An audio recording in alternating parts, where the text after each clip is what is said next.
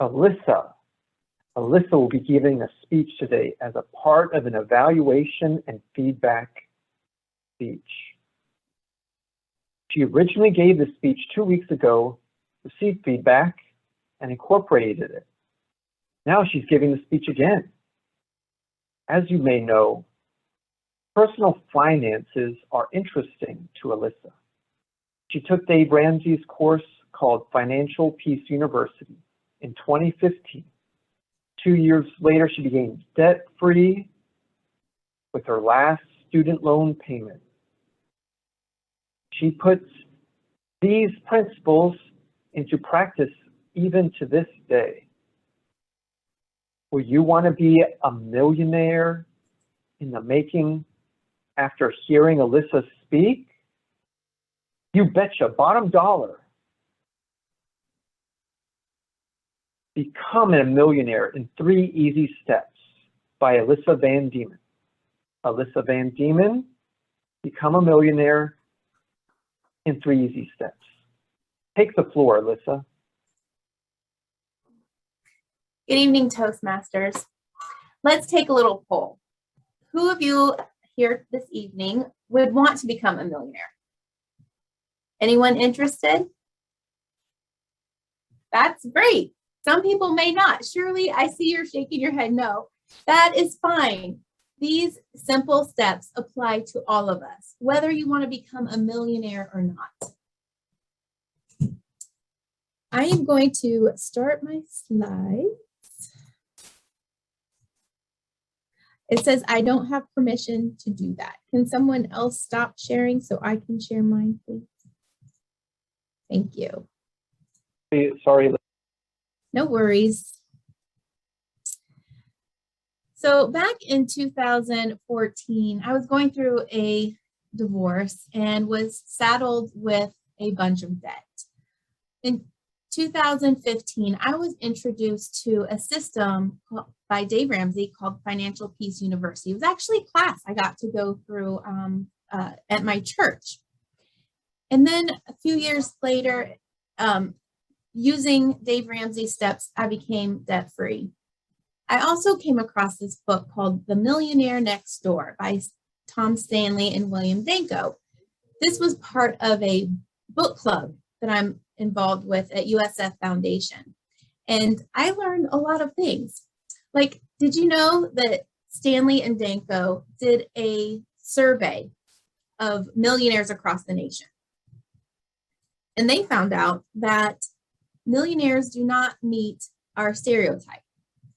I would think a millionaire, goes out and makes it rain.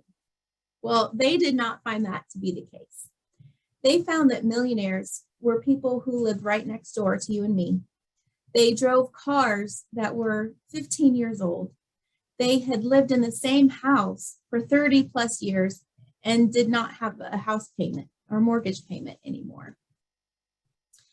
Well, Trent Ham wrote an article to really break down those steps of how to become a millionaire. And it really comes down to 3 simple steps I'm going to share with you. And if you don't want to become a millionaire, just think of these as 3 steps to become financially free. So step number 1 is be frugal. Step number 2, create a solid or a strong financial foundation. And step 3, identify and set your priorities. Basically, dream a big dream and what is important to you. So with the first step, be frugal. Wealth is actually what you keep in your pocket. It is not what you spend. So it makes sense that millionaires next door, that Stanley and Danko realized that they weren't out making it rain with their money. It was the money they kept that made them wealthy. And in that class, that Financial Peace University class, Dave Ramsey said to spend less than you make and then save and invest the difference. Basically, saving is like providing money for your future self, which once I got in the hang of spending less than I make and saving that money, it was great when things popped up I wasn't expecting. I could just move that money over and say, take care of it and not worry so much. Now, how do you apply this in your daily life? Well, why not go shop clearance racks? All my boys recently got new shoes. Well, where did they go? They went to Ross. And even myself, I bought new shoes at the Bells outlet and was able to get 3 pairs of shoes, what I would normally pay for 1. So this is a great way to, every day, to be frugal. And also you could use coupons when you go to the grocery store. Step number 2, create a solid financial foundation. First of all, like I said, I had a lot of debt. And the first step is to pay that off. Stop having that ball and chain around your neck so that you can have that financial freedom that you would want to have. The second is to save for the future. At one point I thought, is that even possible? You know, I'm now a single mom and I have all this debt. How in the world could I save anything if I have all these debts to pay off? Well, if you do a little bit every day, every pay period, say you tell your money where you want it to go, you name every dollar, and you say these dollars are going to debt and these dollars are I'm saving for my future self, should anything happen. You will feel like you're giving yourself a raise. Dave Ramsey, even going into the daily application, created this system called the debt snowball, where you make a list one day, take a day and go through all your debts, put them all together and put them in order from the smallest debt up to the largest debt. Pay as much onto that small debt as you can from your budget and pay the minimum balance on all the rest.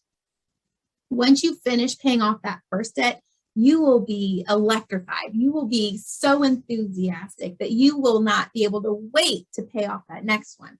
So say you were paying $50 on that first one and $35 on all the rest. You would take that $50 you were paying and apply it to the next largest debt that you have.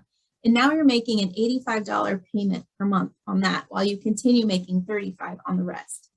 Let me tell you, when I paid off that student loan, that was like the largest amount of money I could remember paying anybody anything. And just the fact that I had that money to pay, that felt fabulous in and of itself.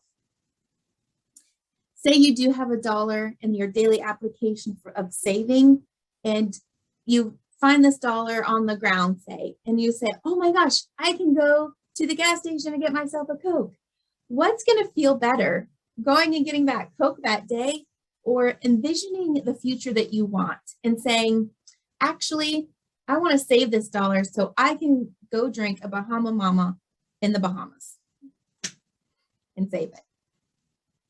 The third point, and I see I'm running out of time, so I'm going to go quickly, is to identify and set your priorities. Paint that picture of your life in 5 to 10 years. Create your goals and apply them every day. So in conclusion, becoming a millionaire in 3 simple steps. Just be frugal, create a solid, strong foundation, identify and set your priorities. Back to you, Toastmaster. What a thrill to be back again evaluating Alyssa's speech. And if you didn't want to become a millionaire after last week's speech, no doubt you definitely want to be a millionaire after tonight's rendition. What tremendous improvements. It's an entirely different speech than it was last week. Of course, you had a great introduction. I think it was well done by our Toastmaster. That's your authority to speak, and I think that it got me attuned to wanting to listen to you. And I noticed some significant improvements and some subtle changes. Obviously, you listened to Bob Turel, the sandwich man, and you made some changes with respect to slides, and you had fewer gestures, and you moved back from the screen. I think all of those played very, very well.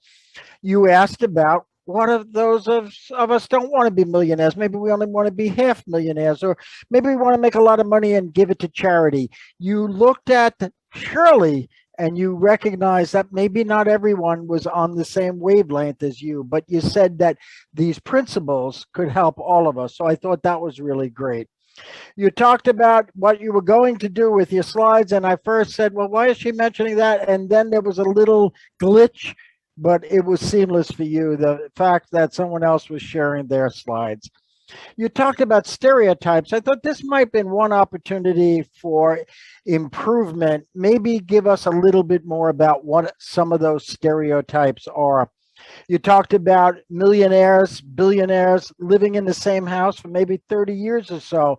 An example you could have given is Warren Buffett, the founder of Berkshire Hathaway, who lived in the same house for over 50 years that he purchased for $31,000. You talked about a phrase, make it rain, and I sort of had to look that up. It's about throwing money away, and it's usually attributable to involvement with strippers. And I just was wondering, what does make it rain mean? So maybe a little bit of an embellishment about that. You gave great details about spending less, about using the clearance racks, and about coupons. Those are details I don't remember in last week's rendition. I like the phrase that you used. You talked about debt snowball. You talked about yourself getting out of debt, and I thought that maybe you could have given us a little bit more about how that debt evolves, 20-year-olds debts and 30-year-olds debts, and how when they get to 60, they're underwater. So you also mentioned about that $50 as an example that you learned from one of your books. And then you segued to the student loan, which I think was a lot more than $50. So not really sure that I got to connect with that. I loved the humor. You talked about being Bahama Mama in the Bahamas. And you also, the big thing to me that you didn't do is you didn't leave enough time for your punchline, your ending. And you know what? As long as you're not in a contest, get to your ending, because that is what we all came here to hear. So don't short circuit that. With respect to last week's rendition, I didn't see a use of notes at all. I thought that was a big improvement. The gestures were really, really well done. You mentioned last time about the three, the being associate, being an assistant, and then being a director. I thought that was a really good point that was not in today's rendition. And you talked last week about why you want to be such a competent Toastmaster, that you want to be speaker worthy. And I hope that after tonight's rendition, if you didn't feel speaker worthy last week, you'll definitely feel speaker worthy this week. You have made leaps and bounds as a speaker. Great improvement.